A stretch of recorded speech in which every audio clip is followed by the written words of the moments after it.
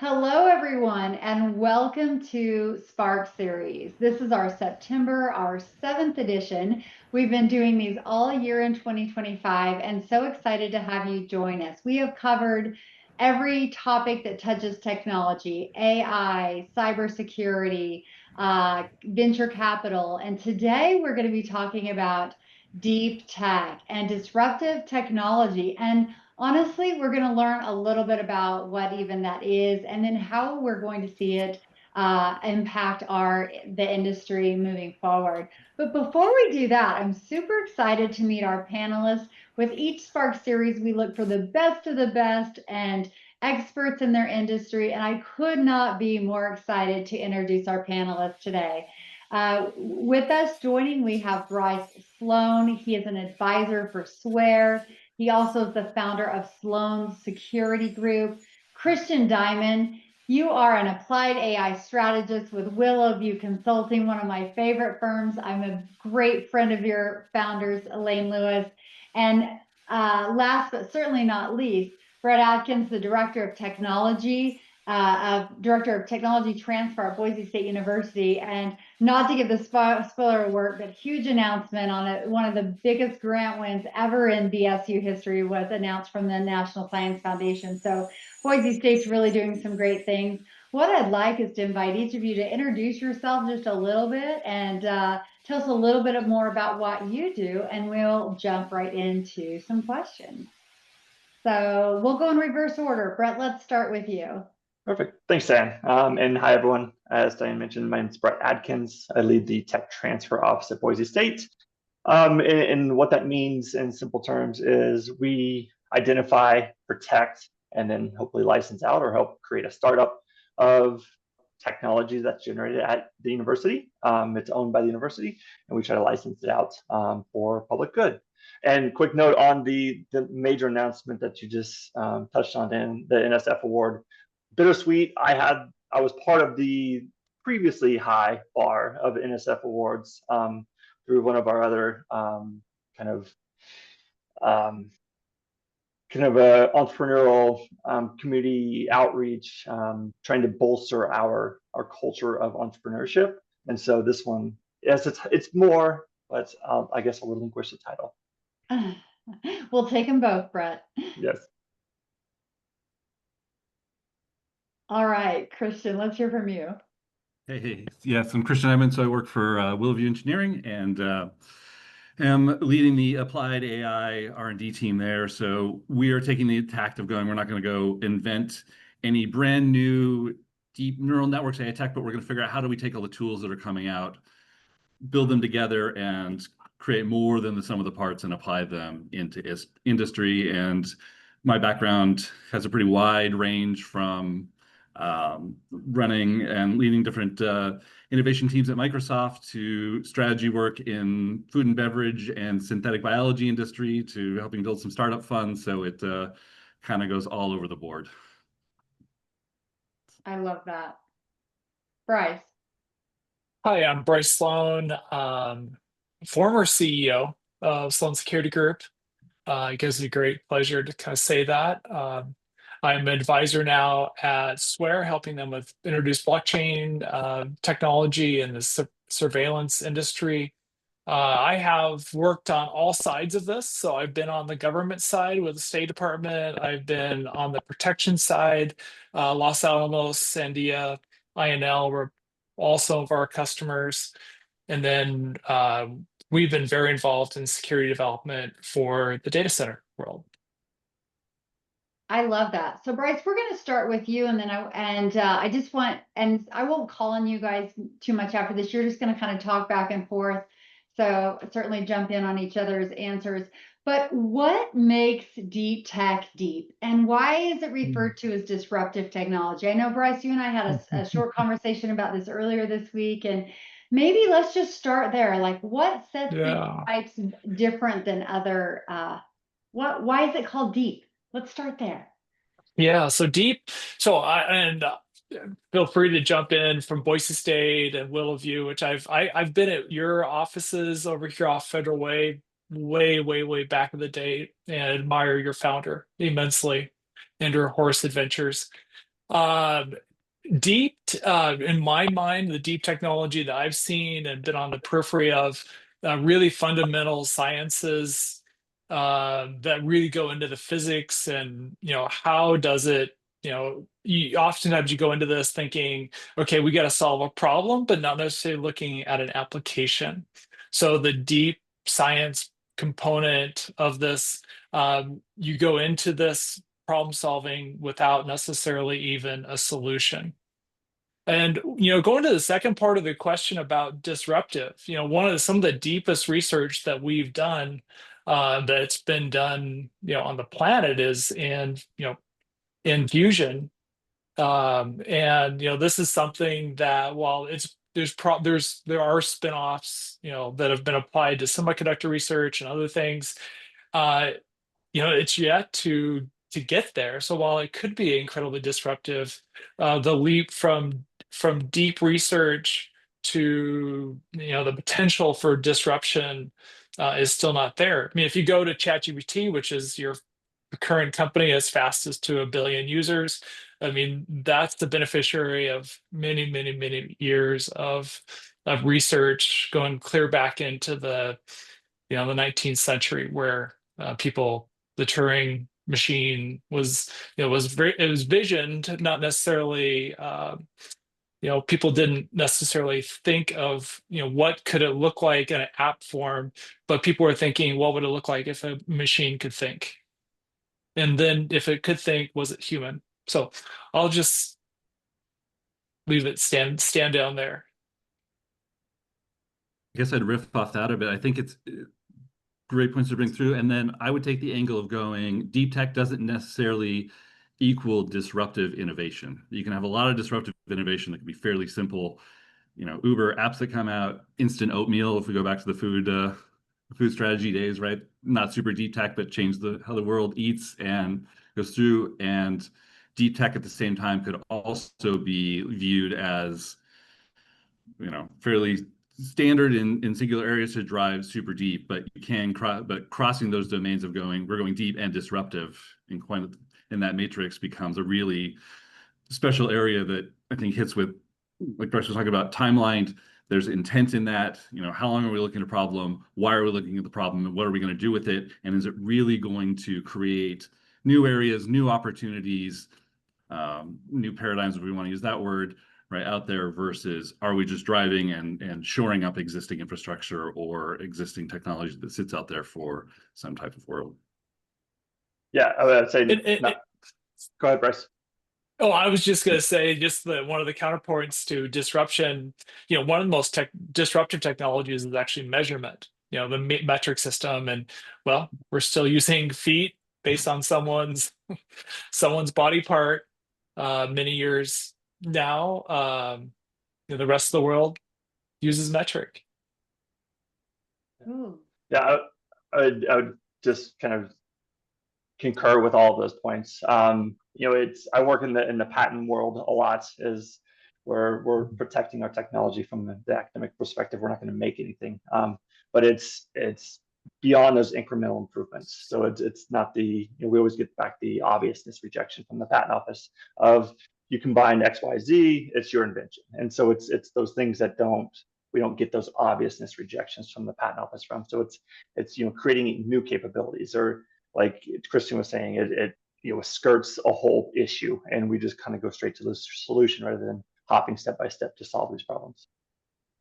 So Brett, let's a follow-up question for you. So, and also from some of the things that I think Bryce, you and Christian both alluded to, is that there's a long period of research and development.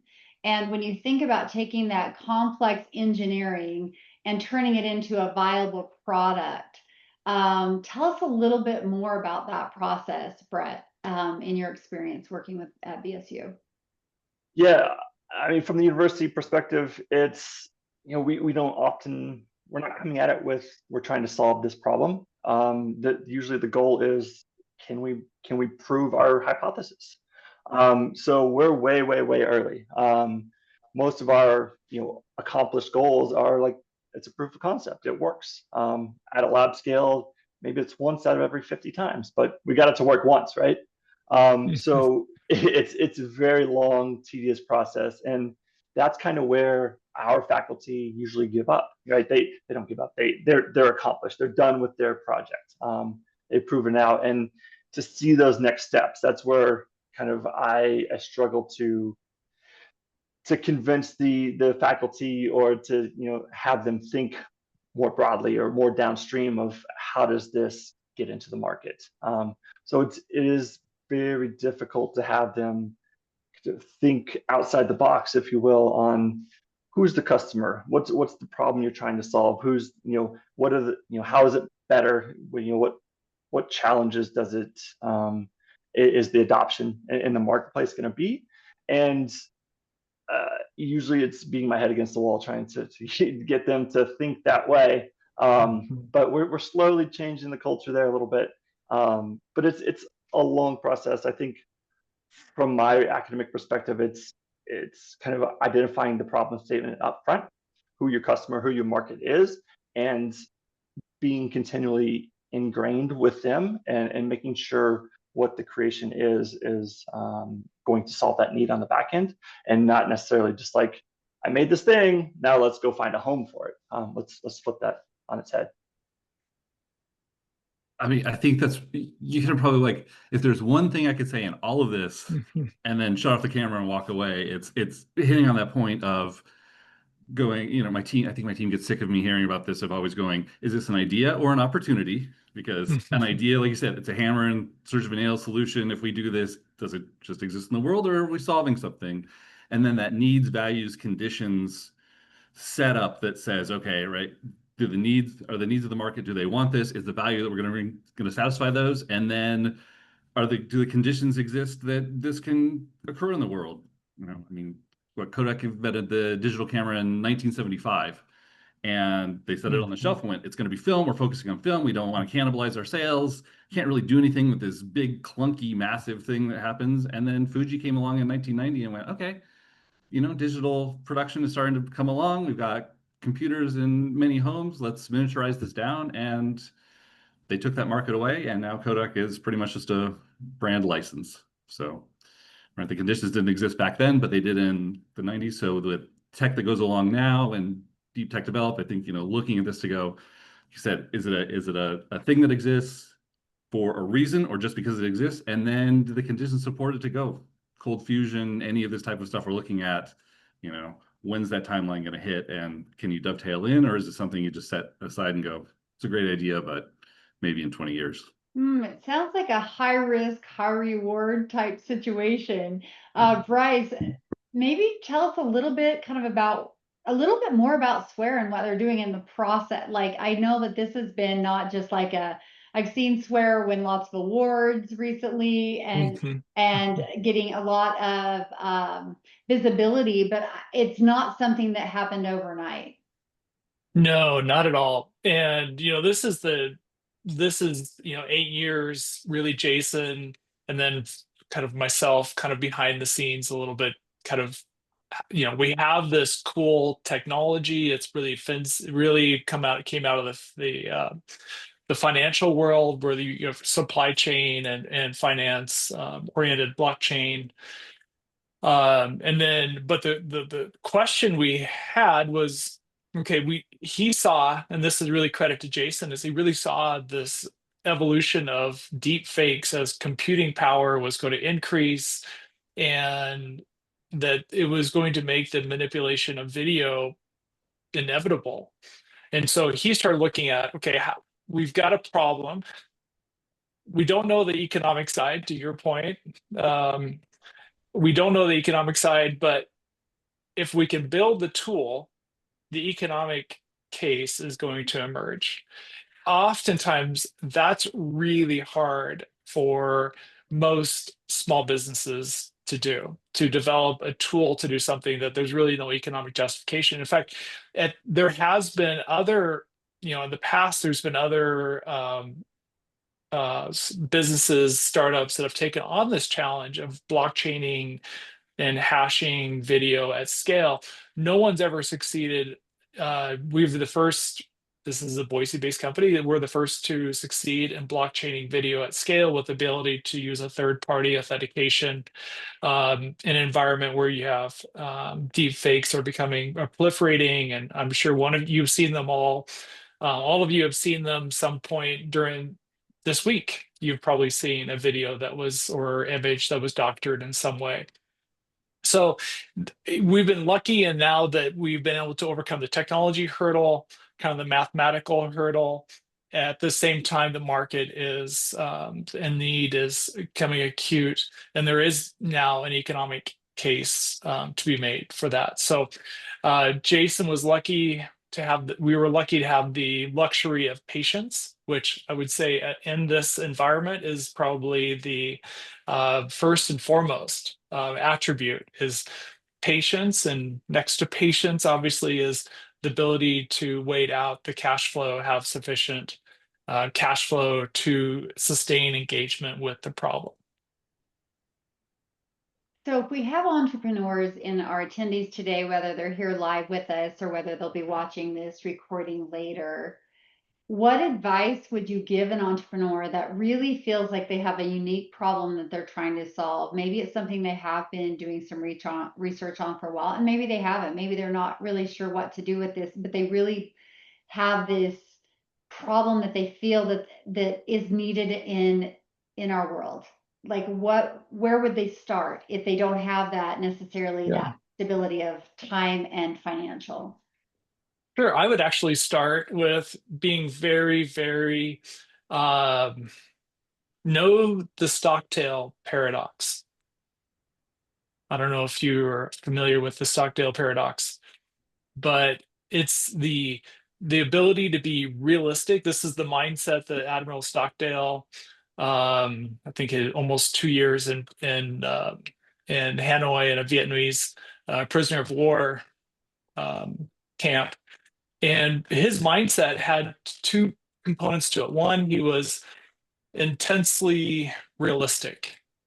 He knew he wasn't going to get out there early. He knew that due to his stature among the prisoner of war, the prisoners, that he was going to be the prize for Hanoi to try to present as and kind of sway the American opinion. But on the other side of that, there was a very brutal set of circumstances. But on the other side of that, he had an optimism that was balanced, that he was going to survive. And he not only was going to survive, he was going to prosper, mindful that there was a good chance he may not make it, and mindful that it was going to be brutal. But those things together created the conditions for him to come out of that circumstance. And like we've already talked about, a lot of technologies, no matter how disruptive, don't make it. Now, it's tough as a customer to invest in technologies. You buy into the technology and buy into the founder, and knowing that it may not make it. But you put yourself up for success. You're realistic. You make sure you've got the cash, and make sure you've got access to the know-how. So, Stockdale paradox. No, thanks, Bryce. I took note of that. It's new to me, so thank you. Actually, I'm not going to say much here.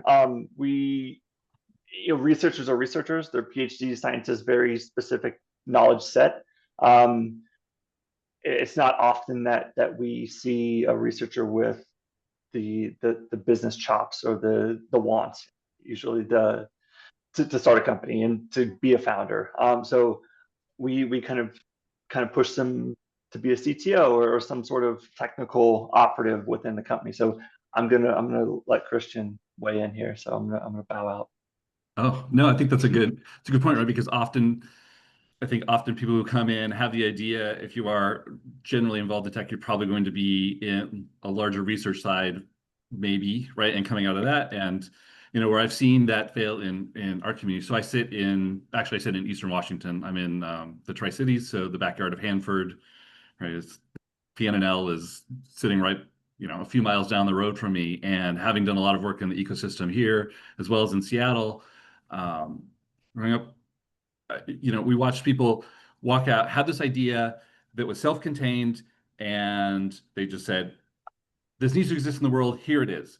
And where they fell down, I think, without doing that is, both Brett and Bryce brought up of going, okay, go build your partnerships really early on. Engage the users to make sure it's going to work. Engage industry to make sure it's going to go, want to be funded, want to be taken out there. You aren't just suddenly appearing on the stage. Get that out there early, start building it up. And there's so much you can do at chipping away. You mentioned of maybe not having enough capital or time or something, but we've got tools now you can chip away and you can start to build it up. And then you can also build that capital stack at the same time instead of having to go from 0 to 1 of I need a VC to write me a $30 million check, or I need some company to go license it. Start out with grants, start out with pitch competitions, all these different things. We've advised people in the area here and gotten them to go, look, do the doctors and dentists round if you can, right? We always talk about it as the Vegas weekend pitch. Hey, right? It's 10 grand to go on a fun weekend trip somewhere. What if you threw it in and owned a piece of this? There are ways to build that stack up and diversify that it isn't just a big piece to go out, and then really learning to go promote it and understand that early area will also give you the time so that you aren't just the brilliant genius in the basement who can't interact. You've got some of the showmanship and presentation as well. And if I can, there's a BSU example that I worked with that is terrific. Group, I'm not sure you're familiar with Brett Lumini. No. With Megan and Corey. No, Diane, I'm you're not. nodding. Yeah. You're nodding your head, and a fantastic group of young. One was a physics mathematician, the other was mechanical engineer, Megan. And then I was involved in, as they were working with Southern Command headquarters, they had a concept of using Wi-Fi. So Wi-Fi advances in kind of this two different kind of intersection of two different industries where you had Wi-Fi, radio technology, and kind of the processing power on phones. So you could miniaturize basically Wi-Fi signal processing power. And so there was an opportunity to work with Southern Command. They were both very excited. Both of them had other jobs. And then out of that, they developed a tool for that time we were at the war in Iraq, and kind of bootstrapped 2 jobs, grants, government contracts to build out a device that did end up being fairly disruptive. Didn't make the impact after 7 years. I think they've now closed it, but I think they've now spun that technology off to other companies, especially the software. So it kind of took them on a journey that was different than they expected, but they were able to make it through perseverance and brilliance and just determination. Yeah, it sounds to me too, and I love, Christian, what you and Bryce both shared a lot about, like thinking about being creative in your capital stack. A lot of the most successful, founders, kept their day job while they were working at nights in the garage, right, to be able to make it work. But Christian, I kind of want to like pivot our topic a little bit where you're at the intersection of AI and strategy. I've been following a lot of the different things that you do with at Willoview. And, when I think about how can we ensure that deep tech doesn't just innovate and that it also improves society and avoids harm? Like I think that we're seeing lots and lots of innovation in AI, and I'm already seeing some early failures, but I'm also seeing some pretty amazing things come out. Like I just want to hear you speak on that. Oh, that is a great question, and one that there's lots of conversations going on around that at Willoview. And my Briar Network, my sister also works in the AI field, and so we've been having actually kind of cross-company conversations with her groups of going, let's just go on the call and talk about some of this stuff. And it's the classic, just because we can make something, should we?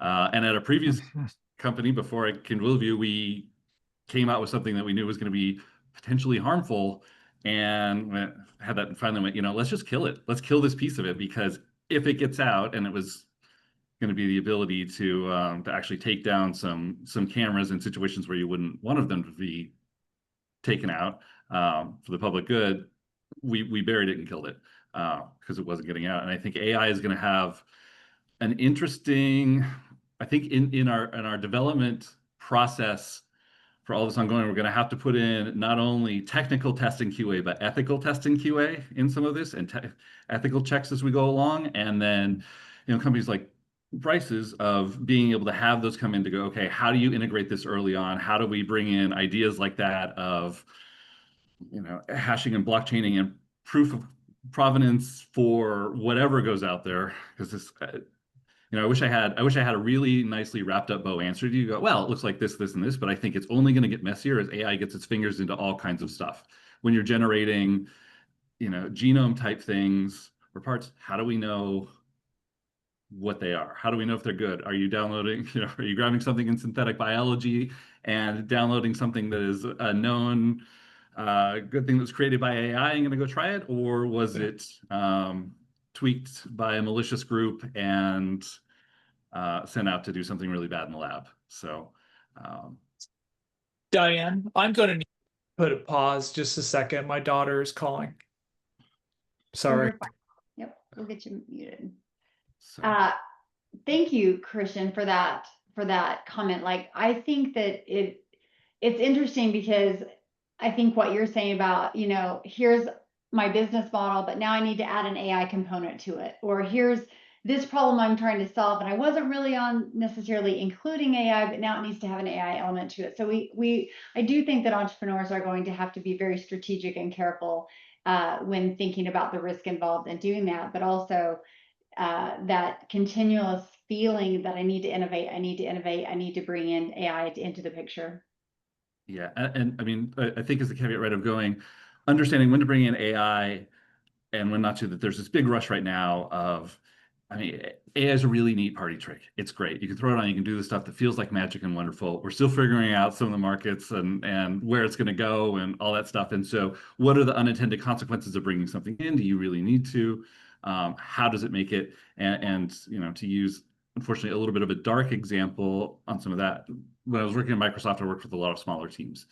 The most abused Microsoft product for quite a while in terms of like malicious intent and people passing dark web type stuff on was Microsoft Calendar Online, because someone figured out you could put attachments on a calendar item, weren't ever scanned or looked at for a long time, and then they could be shared with the world. And so we had people creating all kinds of bad stuff on there out of a thing that you would never think. And so as we're adding AI to everything now, what are those vectors that come in where you go, what's the potential unintended consequences or doors in? Do I really need this or need this to this level?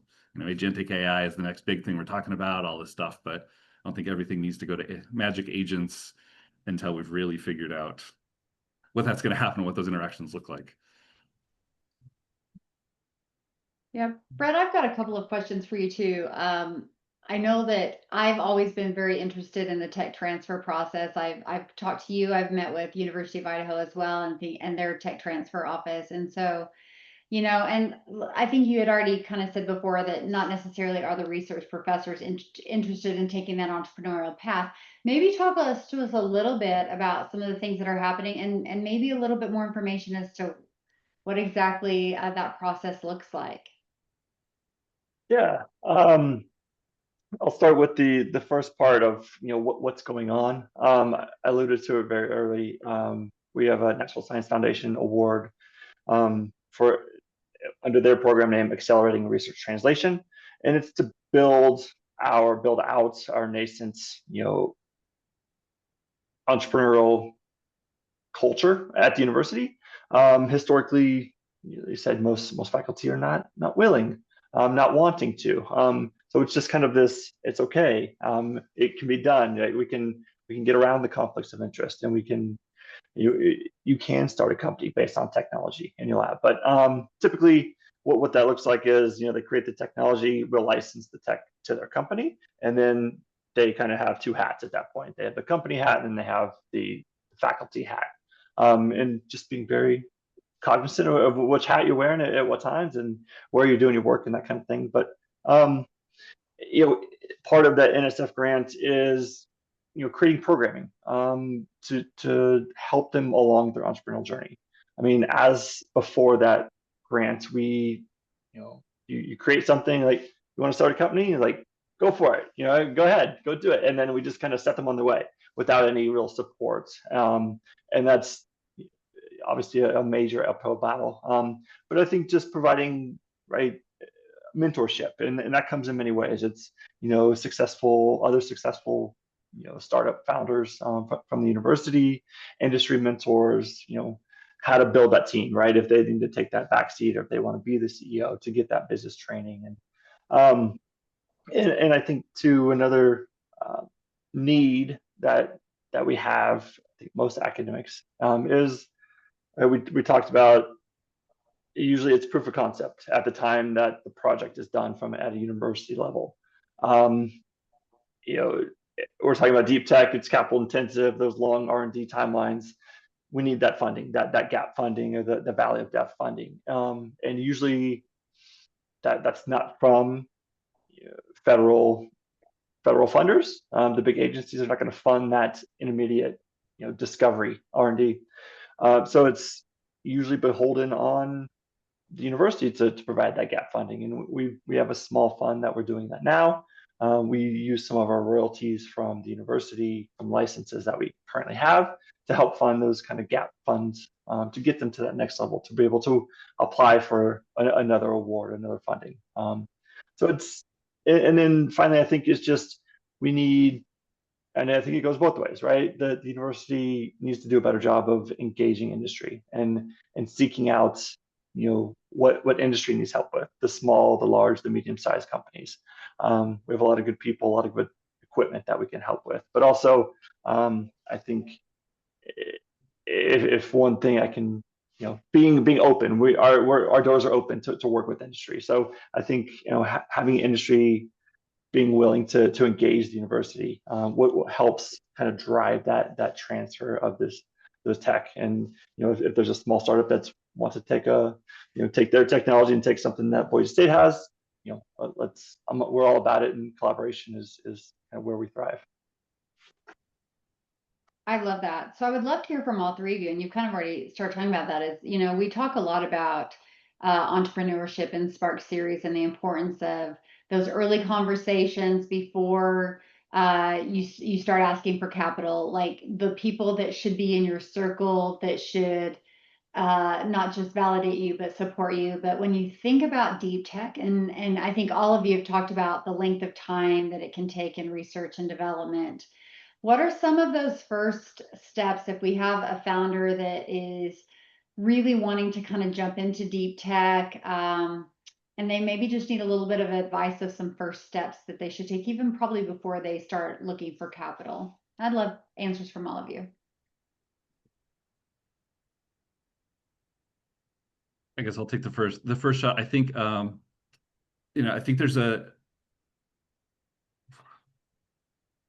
couple of part question of this. First is that look inside yourself to go, okay, take that inventory of strengths, take that classic thing to go, what are my strengths? Where am I at? What do I do? Where do I need to really augment? And then be humble enough to go, okay, I need to bring the other experts or the other help, whether that's, like you said, mentorship, whether that's actual help out there. What is that? And bring those people to you, start looking, start talking, and not be afraid to just start going and asking for some time and some sit downs. And putting that intentionality out really seems to draw people in. I've seen that versus the singular, well, I'm just going to get all of this done and brute force it myself, and I'm just going to find somebody to sit down, and every conversation I have is about licensing, and it's like, no, we're just going to go bring those people in. And then, understanding that probably the best, I think, in my opinion, right, some of the best tech founders I've ever worked with were translators. They weren't just inventors.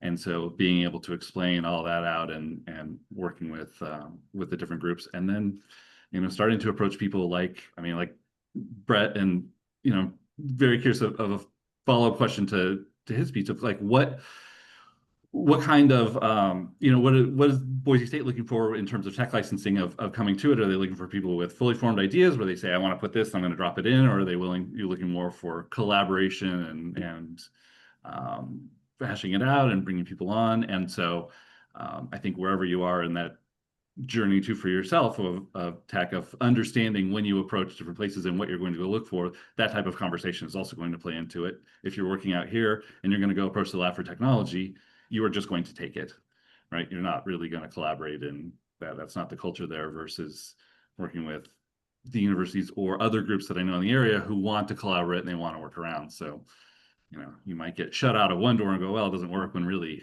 it was just a different, you need to understand that approach culture.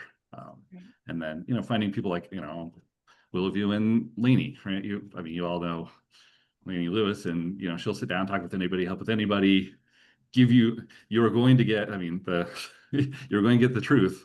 So be ready for it. But, but finding people like that who are willing to, and I think there's a lot of people in the world who are willing to do that if you're serious about what you're trying to do. If I can add, sorry, I had a daughter that has having car trouble on her way back from work. So I was trying to help her troubleshoot what's going on. But I think that there's from founders as entrepreneurs, there's a little bit of an optimism bias. And you can see it so clearly, the vision of what, if I could just bring this, find the right market, find the right investor. And, going to someone like Lainey, Ward Parkinson, we have so many people in our community that have been there, succeeded multiple times. Andy Scoggins, there's just so many people that have taken that path. So find that person. Again, going back to Stockdale, be optimistic and realistic about your odds of success, and then figure out the landscape. It feels like this is such a no-brainer. There was another example out of INL, using nanoparticles to harden. It was a spray to harden metal, and it just seemed like such a no-brainer. This application, we looked at using it, and it took them decades to bring this to market. They ended up having to sell the company, bring in somebody that had deep pockets, and then now it's a part of a much larger consortium. So that optimism bias gets people in trouble. Be realistic, find the people that have been there, and expect that it's going to take a lot longer. I love that advice. In fact, I connect a lot of people, reach out to the ITC, and I've connected a lot of people to Lainey Lewis over at Willowview many times. And I love that you included Andy Scoggin. I think he and Ward also. I think that's one of the things that is so unique. Maybe it's not unique, but it's special about Idaho, is we do have a very collaborative ecosystem. So I would definitely encourage founders, if they feel like they're kind of like still stuck a little bit in the mud and they just need to have that safe space to have those conversations. Those people do exist in this valley. And so all they have to do is reach out to me at the ITC, and we'll make those conversations happen. And but in our last 5 minutes before we open this up to panelists, is I do have some rapid fire questions. They're really fun. So we're just going to kind of go through a few of those for each of you guys to give some quick snippets before we end this episode. But I love the first, and you guys were all sending questions, so hopefully you've had time to think about it. But okay, so the first one is, what is one buzzword in deep tech that you are tired of hearing? I'll give two. Oh, go ahead, Brett. Sorry. Both of them have been used today, as AI and disruptive. I think mine in deep tech is fail fast. I think you want to fail carefully and not put people at risk. Yeah. I like that. Carefully versus fast. Bryce. I was going to go with disruptive. I think most technology is incremental. You think of a technology even as much as nuclear power, and it's, there's 30 countries have it roughly, and it's not on everyone's doorstep like we thought. But incremental, not disruptive. And I think both of you, several of you have talked about disruptive being a buzzword that you're tired of hearing. And I think it's because those that are truly involved in deep tech recognize the length of time that it takes. But I think to the consumer, they're like, wow, that just happened. It is so disruptive, right? How did they just completely change something when, in some way, times it's decades, right, of work that has been happening, R&D behind the scenes. So I think that that's probably where that buzzword gets so much popularity, is because to the person that doesn't understand the process, they're like, wow, that just happened overnight. And I would actually argue that part of it provides a little bit of a false objective. You want to be good and to make a difference. Are you going to be ChatGPT? That, truly kind of a app consumer application for AI, is very disruptive. But incremental improvement versus disruptive in a incremental improvement with a commercial advantage, far better. All right, so here I want to hear the last words from each of you, and then we'll open it up to our attendees. What is one piece of advice that you would give for someone that is preparing to launch in deep tech or emerging tech space in the next year? I'd say I would go ahead, Bryce. Sorry. go find that mentor. Go find someone that has taken a similar journey to yours, and absolutely become acquainted with their challenges and successes. I have also put in the chat Lumini, so you can look at a link to that company. But they've been tremendous.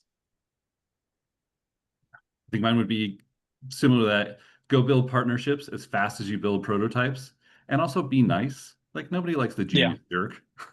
So we go. Yeah, I think you both stole mine, the mentorship piece.